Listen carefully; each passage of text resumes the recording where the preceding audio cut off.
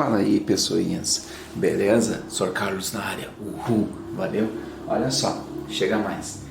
Na semana passada, né, rolou uma treta aí que infelizmente morreu muita gente, né? Que foi a explosão que aconteceu lá em Beirute, no Líbano, né?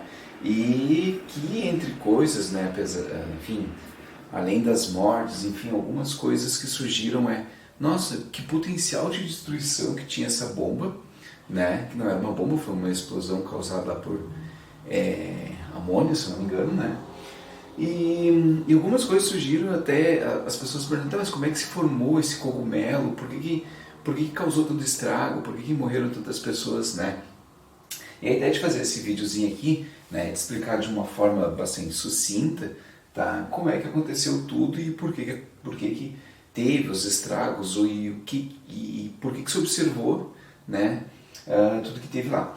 Então assim, ó, aqui eu desenhei o local da explosão, né, vou criando uma cratera aqui pela força da explosão. Vai haver a formação da nuvem cogumelo, vou explicar, tá? E também vou explicar o seguinte, a frente de calor gerada pela explosão e a onda de choque, tá? E o que estragou aqui, o que mais causou a morte das pessoas, tá? Então assim, ó, vamos pensar o seguinte, tá? Quando houve essa baita explosão, boom, tá? Qual é a primeira coisa que gera? Quando você está na frente de uma lareira, de uma churrasqueira, de uma fogueira de São João, por exemplo, você sente o calor que vem lá, né, do fogo. Aquele calor é a radiação eletromagnética na frequência do infravermelho, que é a frequência do calor, certo? E o calor se propaga a uma velocidade muito incrível, né, na forma de radiação. Então veja o seguinte, quando houve essa explosão, esse gap, essa liberação de energia muito violenta, a primeira coisa que você tem é uma frente de calor se propagando de forma muito rápida, quase que instantânea, muito rápido mesmo. Essa frente de calor,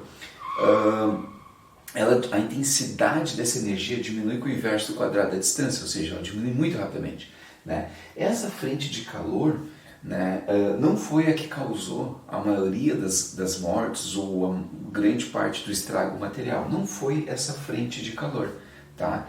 Essa frente de calor é a primeira coisa que as pessoas que estavam aqui na cidade, né, sentiram foi esse de calor.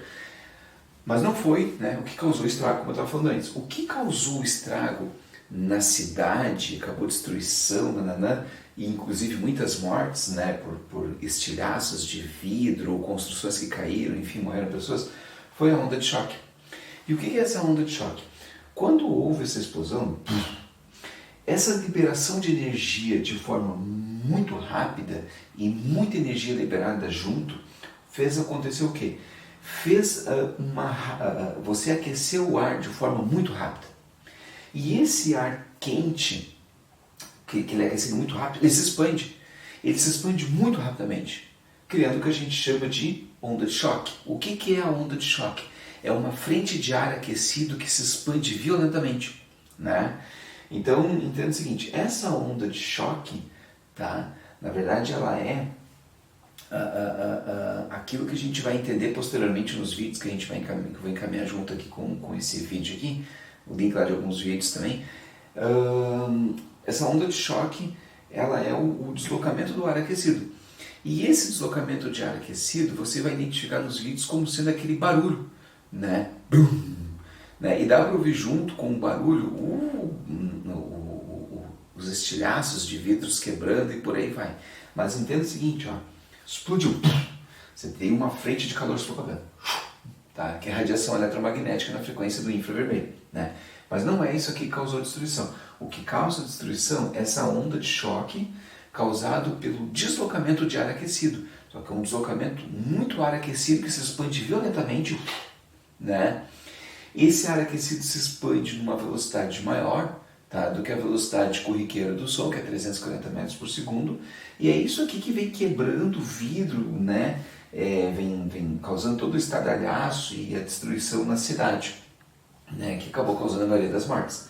E não muito longe da onda de choque já vem o som, boom, né, enfim. Na sequência, se vê junto com a explosão uma nuvem cogumelo, né? E aí as pessoas estavam pensando assim, tá, mas nuvem cogumelo não rola só quando tem explosão de uma bomba atômica? Não. Esse tipo de nuvem cogumelo, tá? Ela pode haver, tá? Tanto desde que tenha uma explosão de grande magnitude, que foi o caso desta aqui, que não era uma bomba atômica, tu pode ter formação de nuvem cogumelo, como houve. Agora, a maneira como se forma a nuvem cogumelo, ela é bastante antagônica, porque o que você tem que entender? Quando explodiu isso aqui, bum, tá? Explodiu isso aqui de forma muito rápida, todo o ar que estava aqui se expandiu rapidamente. E quando eu tenho uma expansão muito rápida de ar, quando o volume do gás se expande muito rapidamente, tá? Eu tenho uma expansão adiabática. E numa expansão adiabática acontece uma coisa bizarra, a temperatura do ar que ficou rarefeito aqui diminui. Então, quando o ar se expande rapidamente aqui, o ar que ficou ainda na região, ele tende a diminuir a temperatura. Por quê? Porque numa expansão adiabática, a temperatura do gás diminui. Então, isso aqui se expande muito rapidamente e o ar restante aqui baixou a temperatura. E as moléculas de água que tinham aqui, elas ficam numa menor temperatura. Logo, essas moléculas de água que ficaram aqui, elas condensam. E quando as moléculas de água condensam, o que você forma? Uma nuvem, né?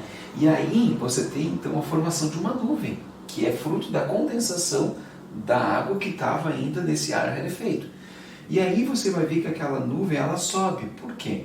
Porque é natural que numa explosão dessa, você tenha correntes de convecção, né, com ar ascendente. Então veja, isso aqui explode rapidamente, as moléculas de água que estavam aqui condensam, formando a nuvem, e a nuvem, por movimento de ventos convectivos, ela sobe.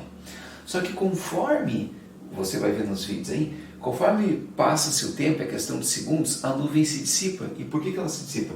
Porque a umidade do ar que condensou, formando aquela nuvem, conforme ela vai subindo, né, vai se restituindo o gradiente de temperatura e calor.